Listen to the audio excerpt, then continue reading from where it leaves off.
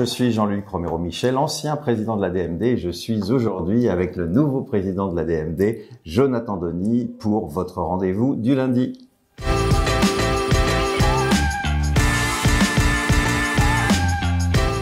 Eh bien, avec Jonathan, notre nouveau président, nous avons évidemment décidé de continuer ce talk du lundi, ce rendez-vous auquel vous êtes maintenant habitués, que vous soyez adhérente ou adhérent de la DMD ou tout simplement sympathisant. Évidemment, il était important de continuer ce rendez-vous. Et puis, pour qu'il y ait de la continuité et de la nouveauté, avec Jonathan, nous avons décidé que nous continuerions par alternance, c'est-à-dire qu'une semaine sur deux, Jonathan présentera le talk. La semaine suivante, ce sera à mon tour. Et puis, de temps en temps, on se retrouvera aussi tous les deux pour des circonstances exceptionnelles. Donc, votre rendez-vous va continuer. Donc, bravo et merci monsieur le Président.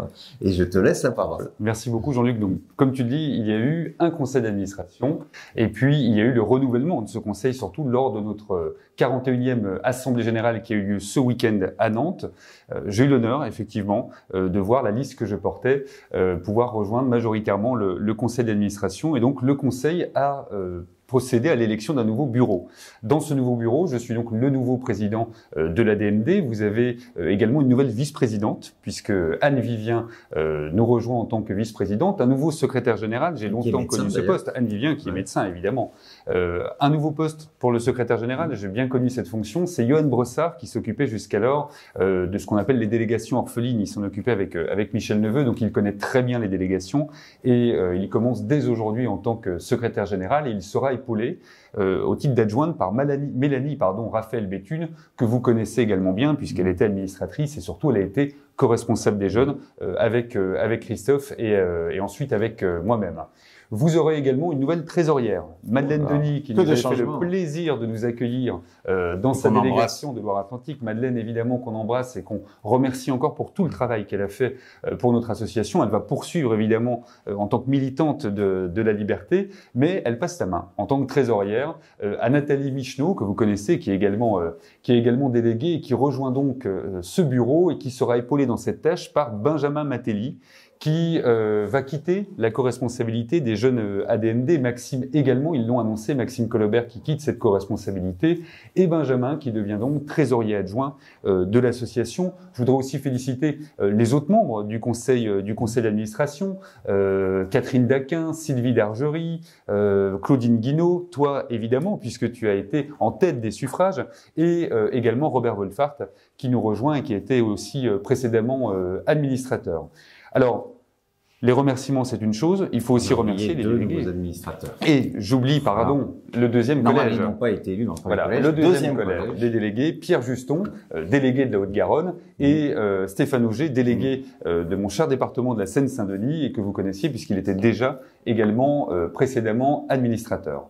Et donc, dans les remerciements, je voudrais aussi le faire évidemment à toutes les adhérentes et tous les adhérents qui nous ont suivis en Loire-Atlantique ou par le site de la DMD, puisque l'Assemblée était retransmise sur Internet. Remercier tous les parlementaires qui se sont joints sur scène ou par vidéo et qui ont porté haut ce combat et on sait pouvoir compter évidemment sur eux. Et puis remercier tout simplement toutes les militantes et militants de la liberté qui continuent sans relâche à porter ce combat à nos côtés et qui ont pu nous montrer tous ces signes d'affection lors du conseil d'administration et lors de l'Assemblée générale.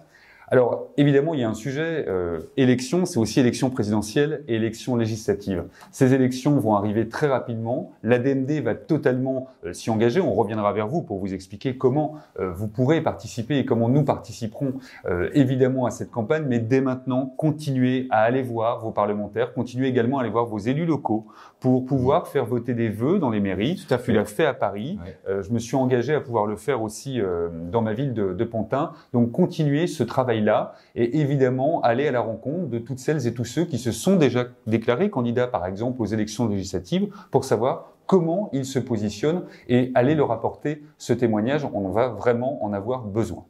Alors la semaine dernière, vous l'avez vu sur vos télés, dans vos journaux, Lynn Renaud s'est encore mobilisée pour notre cause. Elle est allée à l'Assemblée nationale exhorter les députés à voter d'urgence une loi d'ultime liberté. 11 représentants des 11 groupes de l'Assemblée nationale étaient à ses côtés. Nous étions à ses côtés. Et je voulais, au nom de la DMD, évidemment, au nom de son président, qui pourrait le dire aussi lui-même après, Jonathan, la remercier de tout ce qu'elle fait pour notre cause. Sa mobilisation est extrêmement importante pour nous.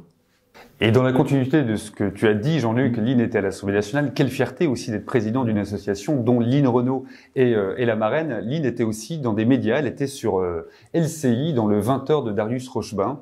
Vous pouvez évidemment retrouver des extraits sur le site de la DMD. Elle a dit une chose importante.